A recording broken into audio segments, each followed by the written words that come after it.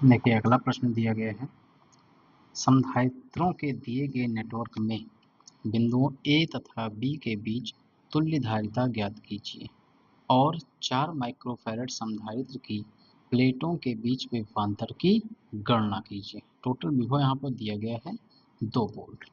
4 microfarad संधारित्र पर विभवांतर की गणना करना है।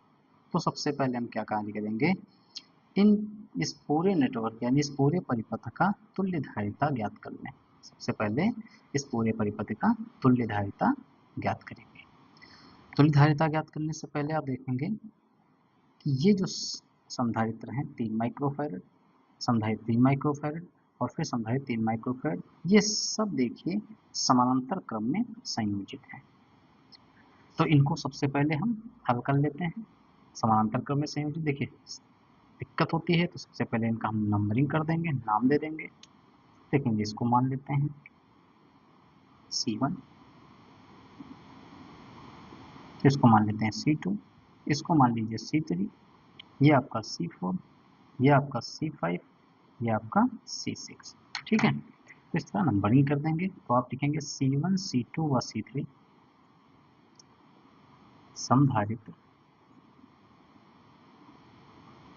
C1, C2 व C3 क्या है, समानांतर क्रम में संयोजित है। क्या है, समानांतर क्रम में संयोजित है।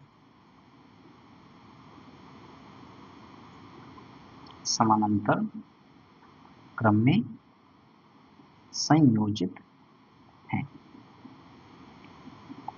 इनकी तुल्यधारिता C डैश है। C डैश ले लेंगे तो उस कंडीशन में क्या होगा आपका, क्या है, समानांतर क्रम में संयोजित है। समानांतर क्रम का सूत्र क्या होता है, C dash equal to C1 plus C2 plus C3। C1 की वैल्यू कितना है 3, C2 भी 3 है और C3 भी आपका 3 है। 3 3 6 3 9 माइक्रोफैरड इसकी पूरी तुल्यधारिता आ गई। अब देखेंगे इसकी जो तुल्यधारिता आई है वो तुल्यधारिता ये C4 यानी 18 माइक्रोफैरड के साथ में क्या होगी, श्रेणी क्रम में संयोजित होगी। इसकी तुल्यधारिता इस पूरे की तुल्यधारिता और इसकी ये क्या होंगे, आपस में श्रेणी क्रम में संयोजित होंगे। तो लिख देंगे क्योंकि समधारित्र C डैश व C4 श्रेणी क्रम में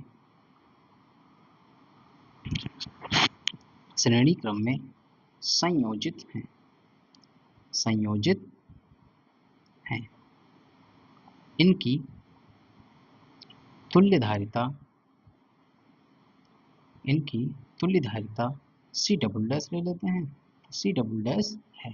तो श्रेणी क्रम संयोजन के लिए आप जानते हैं सूत्र क्या होता है, 1/C double dash equal to 1/C dash plus 1/C4। C dash C4 क्यों लिया, क्योंकि C डैश इसकी पूरी की तुल्यधारिता और C4 यानी ये 18 माइक्रोफैरड ये क्या है, श्रेणी क्रम में संयोजित है। इसको हम सॉल्व करते हैं तो इसमें मान रख देते हैं सबका। C डैश का मान कितना है 9 माइक्रोफैरड, C4 का मान कितना है 18 माइक्रोफैरड 18। अब क्या करेंगे, इसका हम हर बराबर करेंगे। हर बराबर करने के लिए इसमें 2 से ऊपर नीचे हम क्या करेंगे, गुणा कर देंगे। क्या करेंगे, 2 से ऊपर नीचे यानी हर में 2 गुणा करेंगे और अंश में 2 से गुणा कर देंगे। तो क्या हो जाएगा, इसका हर बराबर हो जाएगा। तो 2 ही करना, 2 और प्लस 1, 2 1 3/18 काट देंगे तो इसको 3 करना, 3 3 6 के 18 फिर आ जाएगा 1/6। ये क्या है 1/C डबल डैश, ये कितना आया है 1/6। तो इसको हम पूरा पलट देते हैं तो ये भी पूरा पलट जाएगा दूसरे पक्ष में। तो यहाँ से C डबल डैश बराबर आ जाएगा 6 माइक्रोफैरड। ठीक है, यहाँ तक समझ में आया।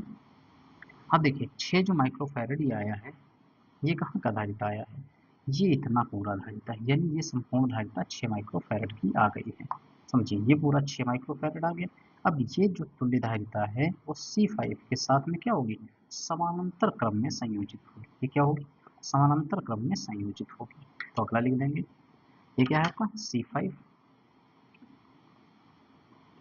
तो लिख लेंगे इसको देखिए इस C5 को और यहाँ से जो C डबल डैश आया है वो क्या होंगे, समानांतर क्रम में संयोजित होंगे। तो इसको हल करते हैं, तो लिखेंगे चूंकि समधारित्र C डबल डैश व क्या था यहाँ पे C5 किसमें होंगे, समानांतर क्रम में संयोजित होंगे, समानांतर क्रम में संयोजित हैं। इनकी तुल्य धारिता क्या हो जाएगी, C ट्रिपल डैश है। तो C ट्रिपल डैश के लिए आपका सूत्र क्या हो जाएगा, C triple dash equal to C double dash और प्लस C5, ये समांतर क्रम का सूत्र होता है। C डबल डैश का मान कितना है, 6 माइक्रोफैरड, और C5 का मान कितना है, वो भी 6 माइक्रोफैरड है। जोड़ देंगे दोनों को तो कितना आ जाएगा, 12 माइक्रोफैरड। तो ये टोटल तुल्य धारिता यहाँ की हो गई। अब ये जो पूरी तुल्य धारिता है, समझिए ये जो आपकी तुल्य धारिता है ये पूरी आ गई तुल्य धारिता, ये और ये तुल्य धारिता और इसकी तुल्य धारिता क्या होगी, श्रेणी क्रम में संयोजित होगी। अब इनको हम आगे हल करते हैं, लिख लेंगे इससे जो तुल्य धारिता आई है C ट्रिपल डैश और C6 श्रेणी क्रम में संयोजित है। ठीक है,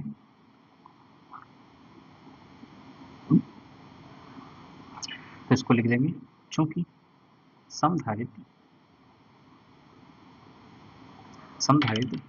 C ट्रिपल डैश व C6 श्रेणी क्रम में संयोजित हैं। इनकी तुल्य धारिता C4 डैश है। ठीक है, इसके लिए हम क्या करेंगे, C4 डैश ले लेंगे, या तुल्य धारिता आप हल कर देते हैं तो क्या हो जाएगा, 1/C4 dash equal to 1/C triple dash plus 1/C6। ठीक है, अब इसकी तुल्य धारिता को हल करेंगे तो क्या आ जाएगा, 1/C ट्रिपल डैश का मान कितना है, 12 माइक्रोफैरड, और 1/C6 का मान कितना है, C6 का मान है 4 माइक्रोफैरड। अब इसको हर बराबर करने के लिए क्या करेंगे, 4 में 3 से गुणा करेंगे, तो उसके अंश में भी 3 से गुणा करेंगे, यानी 4 3 12 और 1 प्लस 3 कितना 3 हो जाएगा, 3 और 1 4/12 काट देंगे तो ये कितना आ जाएगा, 1/4 करना 4 4 3 12 3 आ जाएगा। इसको पूरा पलटेंगे तो इधर भी पलट जाएगा, और C triple 4 dash equal to 3 microfarad.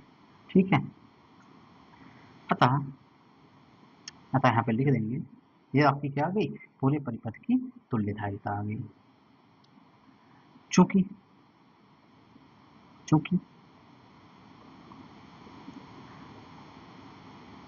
Network ए तथा बी के बीच कुल विभवांतर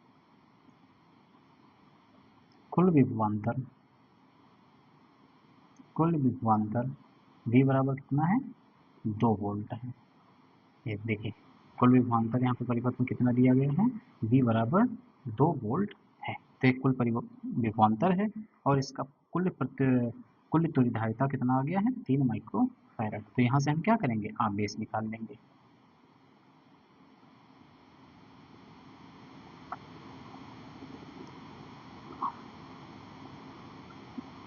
इस पर आवेश निकालेंगे।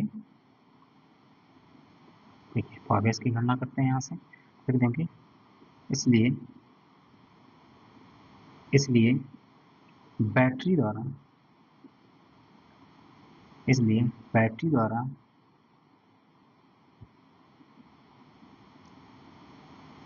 4 माइक्रोफैरड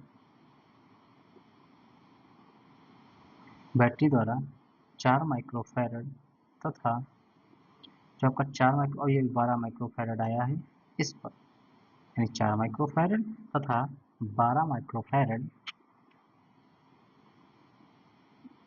12 माइक्रोफैरड, यानी इसको हम क्या बोले थे वहाँ पे, सी ट्रिपल डैश बोले थे। 12 माइक्रोफैरड पर कुल विभवांतर कितना हो जाएगा, ये कुल विभवांतर हो जाएगा 2 वोल्ट। यानी ए बी के बीच में जो विभवांतर है वही इस परिपथ के बीच में तो विभवांतर रहेगा, तो ये कुल विभवांतर 2 वोल्ट है। इसलिए अतः अतः 4 माइक्रोफैरड तथा 12 माइक्रोफैरड यानी सी ट्रिपल डैश प्रत्येक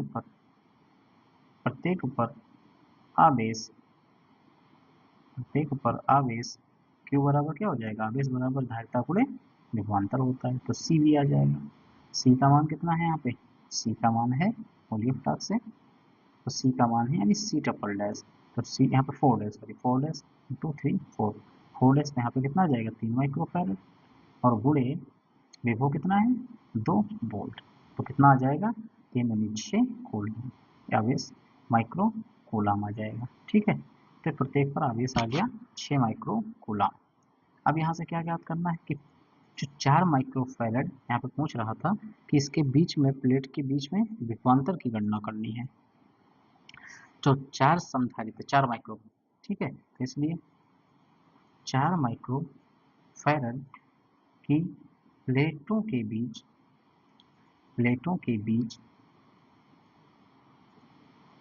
विभवांतर तो विभवांतर को यहाँ पे v डैश ले लेते हैं, तो विभवांतर कितना हो जाएगा, देखिए समझिए क्या पूछ रहा है, अरे 4 माइक्रोफैरड के प्लेटों के बीच विभवांतर क्या हो जाएगा, यानी C6 की बात यहाँ पे कर रहा है, तो विभवांतर बराबर क्या होता है, आवेश बटे धारिता होती है, तो जो आवेश है प्रत्येक का निकाले हैं, कितना निकाले हैं 6 माइक्रोकूलम, और धारिता कितना है 4, तो 6 को 4 से क्या करेंगे, डिवाइड कर देंगे, 6 को 4 से डिवाइड कर देंगे। ठीक है, तो यहाँ पे क्या हो जाएगा आपका, यहाँ पे देखेंगे 6 यानी Q बटे C यानी 4 आ जाएगा, 4 माइक्रोफैरड, Q का मान कितना है 6 बटे 4, 4 से 6 को भाग करेंगे तो 2 दूना 4, 2 तियाँ 6, तो पहले आ गया 3 बटे 2, और 3 बटे 2 यानी 2 से 3 को भाग करेंगे, 2 अंजा 2, 2 एक अन्ना 2, और बचेगा 10, 1 2 बचे 10, यानी 5 वोल्ट आ जाएगा, 1.5 वोल्ट। ठीक है, तो ये आपका इसका उत्तर होगा। डिवाइड कैसे करेंगे, देखो 2 से 3 को डिवाइड करेंगे, 2 एक अन्ना 2, 3 से 2 घटा 1 बचा, 10 बोलो 1 0, 2 बचे 10। ठीक है, तो ये हमारा रहा इसका हल। इंपॉर्टेंट क्वेश्चन है, ये बोर्ड में आया हुआ क्वेश्चन है। ठीक है, आप लोग इसको रिवीजन करिए, ये बोर्ड में आया हुआ क्वेश्चन है। ठीक है।